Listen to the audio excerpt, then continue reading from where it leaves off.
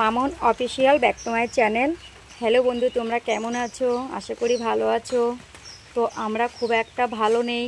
এই কারণে আমরা ভালো নেই, আমাদের বাড়িটা নদীর ধারে। যমুনা নদীর নাম তোমরা নিশ্চয়ই শুনেছো বা দেখেছো কেউ কেউ। সেই যমুনা নদী, ওই যে কচুরিপানা দেখতে পাচ্ছ, ওইটা হচ্ছে যমুনা নদী। তো এই এমন বৃষ্টি হচ্ছে এই কয়েকটা দিন, সেই বৃষ্টির জল দেখো আমাদের বাড়িতে কত দূর উঠে এসেছে। দেখো এই যে ওখানে কল আছে, কল ছিল, কল এখন নেই। ঠিক আছে, দেখো জল চলে এসছে, কত দূর জল চলে এসেছে। তো দেখো সব এখানে যতগুলো বাড়ি আছে সবগুলো বাড়িতেই জল উঠে গেছে। ঠিক আছে, তো এই যে দেখো এপাশে আমাদের মানে ওই তোমার এটা নদী না, এটা আবরা বলে। আবরা নিচু, একদম নিচু। ঠিক আছে, এখানে ওই সবাই একটা করে ফসল পায়।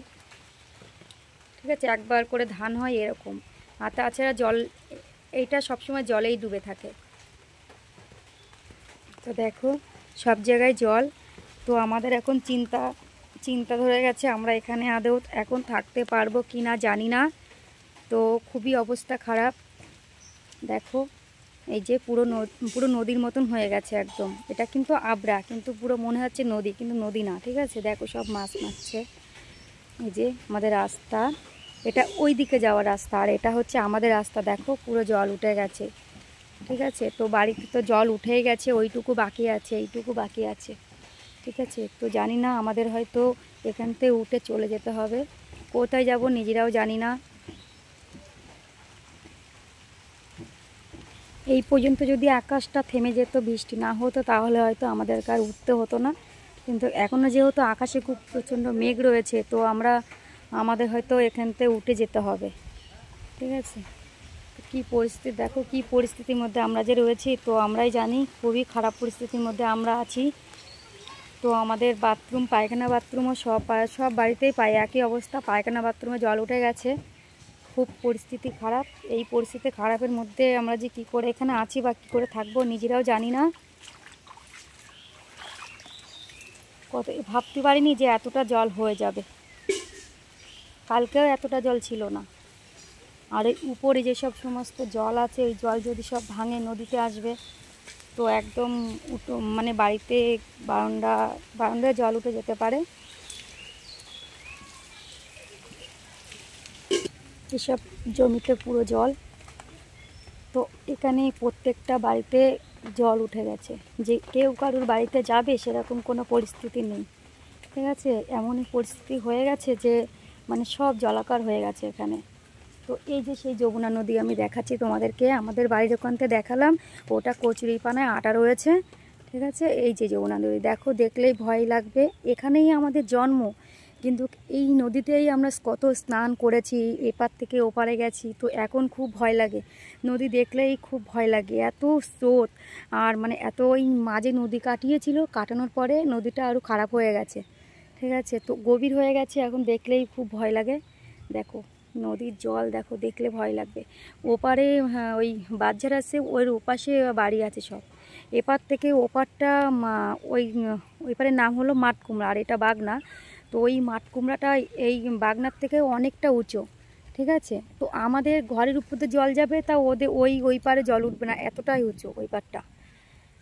তো দেখো কি পরিস্থিতি। এটা আমাদের রিভার পাম্প, এটা একটা পাম্প। এই পাম্প থেকে এই সারা মাঠে চাষ হয়, সেই সারা মাঠে জল যায় এই পাম্প থেকে। হ্যাঁ, সেই জলটা এই নদীর থেকে জল ওঠে আমাদের এই পাম্প। এটা হচ্ছে রিভার পাম্প বলে। এই পাম্প থেকে সব মাঠে জল যায়, যেখানে যা চাষ হয় এই পাম্প থেকে জল যায়। সেই জলটা এই নদী থেকে ওঠে। হ্যাঁ, তো দেখো আমি সব তোমাদেরকে দেখাচ্ছি। তোমাদের যে এই ভিডিওটা কেমন লাগছে তোমরা কমেন্টে অবশ্যই জানিও। আর কার কার বাড়িতে জল উঠে গেছে কমেন্টে অবশ্যই জানিও। আর আমাকে আমার ভিডিওটা ভালো লাগে একটু সাবস্ক্রাইব করে দিও। আমি অনেক আশা নিয়ে এই ইউটিউবেতে এসছি। দেখো পুরো জলাকার হয়ে গেছে, ওইখানে সব বাড়িঘর দৌড়। এমন পরিস্থিতি খারাপ হয়ে গেছে, হ্যাঁ, কেউ কারোর বাড়িতে যাওয়ার মতন না। ওই যে আমার একটা বৌদি হয়, তো ওই বৌদিদের বাড়িতেও খুব জল।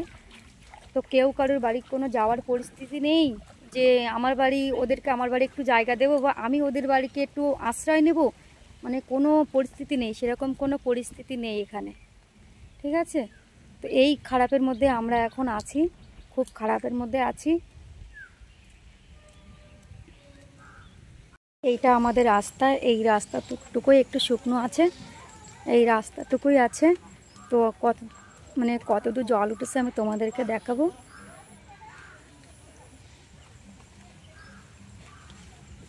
দেখো সব মাছ মেরেছে। হ্যাঁ, এই যে আমার একটা কাকিমাদের বাড়িতে দেখো কতটা জল, দেখো কতটা জল উঠেছে, সব জল। এই যে জল, এই একটা দাদা হয়, দাদাদের বাড়িতেও জল।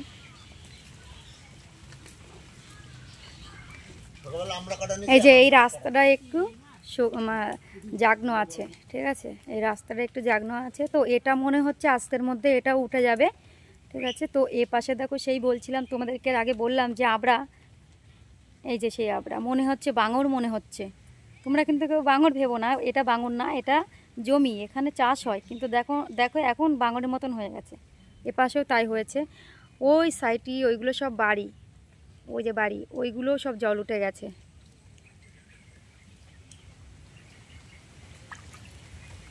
এখানে দেখো এই রাস্তায় জল উঠে গেছে। এই যে আবার ওই একটু জাগ্ন আছে, ওই যে জল উঠে গেছে। আমার দুই ছেলে ওই জায়গায় স্নান করছে।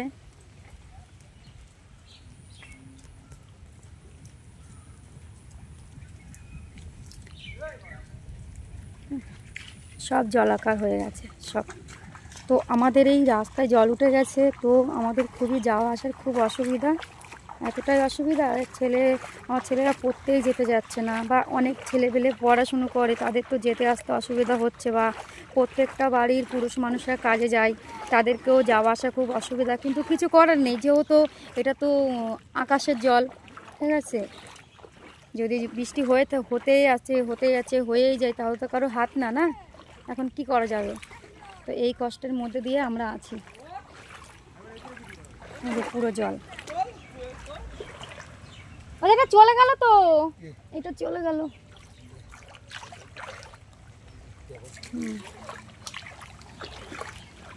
সব মাছ ধরছে।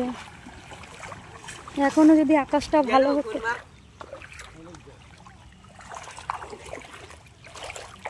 এখন যদি আকাশটা কেটে যেত, তাও আমাদের মনে একটু ভরসা থাকতো, কিন্তু আমরা মনে ভরসা পাচ্ছি না একটু।